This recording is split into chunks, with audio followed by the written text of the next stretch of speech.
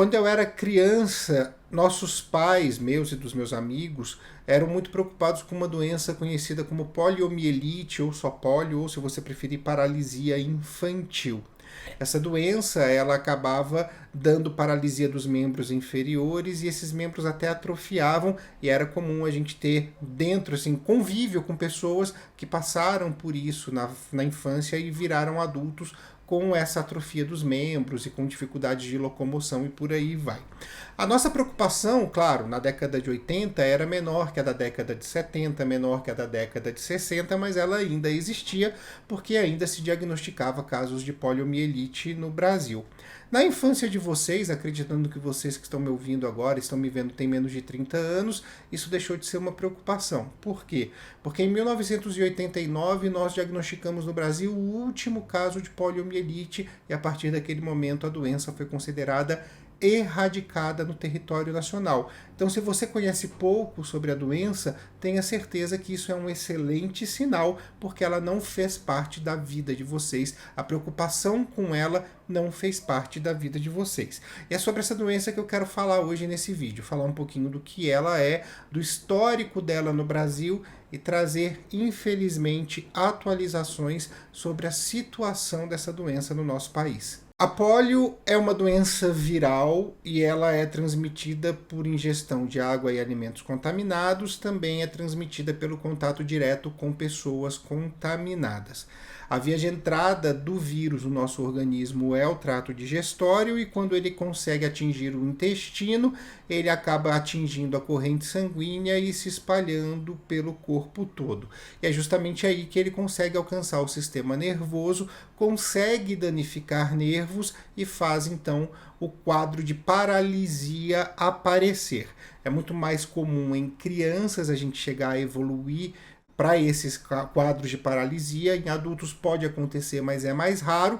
Mas por esse motivo, por ser mais comum em crianças, a gente chamava a poliomielite de paralisia infantil. Acredita-se que a polio chegou no Brasil no final do século XIX. Alguns registros médicos mostram que a sintomatologia de alguns pacientes é bem coerente com a doença, mas como nós não tínhamos um diagnóstico fechado na época, isso acabou ficando como uma suspeita. Então a gente não consegue prever exatamente quando a doença chegou ao nosso país. Mas é um fato que em 1911, no Rio de Janeiro, a gente teve o primeiro surto oficial dessa doença e em 1917 a gente teve um surto também considerável na cidade de Americana, aqui no estado de São Paulo. A grande epidemia que nós tivemos, a maior epidemia delas, no Brasil aconteceu em 1953, que para a doença também é um ano especial, porque até então se tinha os casos do vírus isolado em cobaias vivas, né, em macacos rezos, o mesmo macaco que se descobriu o fator RH. E aí, em 1953, o ano dessa epidemia, foi então divulgado pela comunidade científica que foi isolado o vírus in vitro, ou seja, com cultura de células sem precisar usar cobaias vivas. Essa notícia trouxe muita alegria para a comunidade científica porque a partir do isolamento in vitro desse vírus era possível então começar a pesquisar uma vacina. E foi justamente o que aconteceu. A gente teve 3 linhas de pesquisa principais para essa vacina, 2 tiveram um grande sucesso. A primeira delas, que é a vacina de Salk, já foi amplamente distribuída pelos Estados Unidos logo que ela ficou pronta. Ela tinha um problema, porém, ela não imunizava contra a infecção inicial. Então, a pessoa acabava, o paciente que tomava a vacina, acabava pegando a polio de uma maneira branda, mas desenvolvia a infecção, não prevenia a infecção inicial. Mas o governo estadunidense acabou gastando muito dinheiro para poder segurar essa vacina, para poder distribuir essa vacina para a sua população.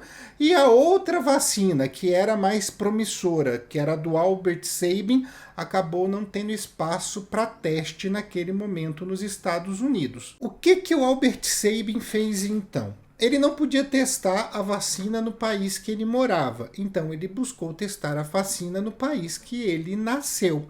É exatamente isso.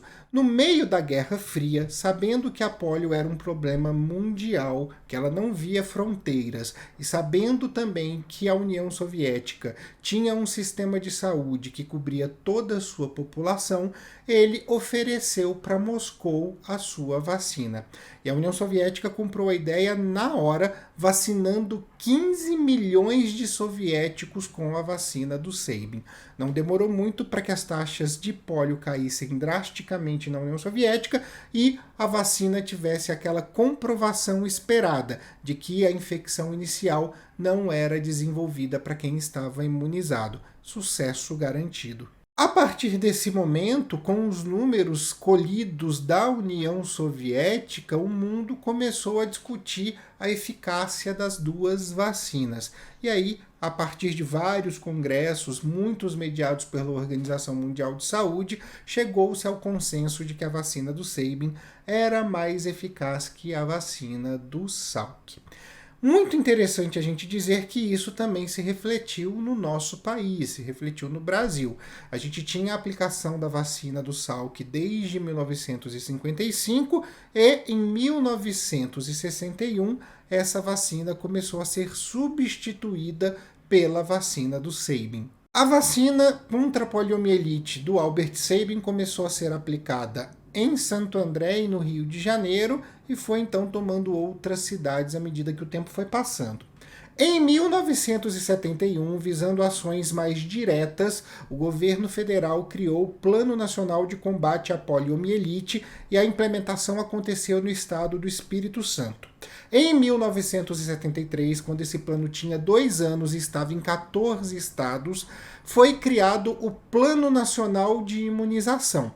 E aí, a vacina contra a polio acabou sendo incorporada nesse plano, que tinha também outras vacinas para serem distribuídas por todo o território nacional. Na década de 80, no começo da década de 80, no último governo da ditadura militar, no governo do Figueiredo, o Ministério da Saúde teve a ideia de fazer os Dias Nacionais de Vacinação. Eram dias onde as pessoas eram chamadas para os postos de saúde, para as unidades básicas de saúde, para poder se imunizar. O próprio Albert Sabin foi convidado para fazer parte desse projeto e ele desembarcou em Brasília com as mangas arregaçadas para poder trabalhar. Só que aí houve um probleminha, uma divergência entre o Sabin e a equipe do Ministério da Saúde. Porque o Sabin acreditava que eram necessários mais dados para poder se planejar melhor esse Dia Nacional de Imunização, esse Dia Nacional de Vacinação. E falando da paralisia infantil, falando da polio especificamente, ele queria uma pesquisa de prevalência em escolares, ou seja, em crianças que estavam na escola, para poder medir as sequelas que a paralisia infantil estava deixando. Porém, o Ministério da Saúde não quis colher dados e falou que deveria ser feita uma imunização sem olhar para quem, sai distribuindo vacina e pronto. Isso gerou uma divergência muito grande e essa divergência fez com que o Sabin saísse da campanha e então arrumasse as malas e fosse embora do Brasil. Mas os Dias Nacionais de Imunização aconteceram, e aconteceram por muito tempo. Tanto que em 1986 a gente teve a criação de alguém muito importante para essa campanha. Sim, eu tô falando do Zé Gotinha. Criado pelo artista Darlan Rosa, o Zé Gotinha acabou atraindo o público infantil, que era o foco principal das campanhas, para os postos de saúde. As mães, inclusive, falavam, vamos lá tomar o Zé Gotinha, já que a vacina Sabin é oral. Muito interessante esse processo, porque ele realmente foi muito eficaz. Tanto que o último caso que a gente teve de poliomielite foi em 1989, e a partir daquele momento a doença foi considerada erradicada no Brasil. Mas agora que vem a parte triste dessa história. 33 anos depois, no último dia 5 de outubro, uma criança de 3 anos de idade foi diagnosticada com pólio no Pará. Esse efeito não é novo para a gente. Nós tínhamos sido considerados um país livre do sarampo e o sarampo retornou para o Brasil. agora a polio começa a dar seus sinais. E isso vem muito por conta do movimento anti-vax, o movimento das pessoas que são contra as vacinas. E é muito importante a gente olhar para isso com muito cuidado e com muita atenção. Porque diferente do sarampo, que é uma doença sazonal, é uma doença que tem ciclos, a polio não. O vírus da polio é extremamente resistente, ele pode ficar por meses fora do corpo humano, ele pode ficar por meses no esgoto, já que uma das formas mais eficazes do corpo eliminar esse vírus é pelas fezes. E uma vez que ele está no esgoto, ele pode contaminar água, ele pode contaminar alimentos e aí ele pode simplesmente se alastrar. Uma outra questão, já que a gente está falando de uma situação recente, é que o tempo de incubação desse vírus ele varia de 7 a 35 dias mais ou menos. Então, essa criança pode ter sido um caso e outras que tiveram contato com ela, nesse momento, podem estar em período de incubação.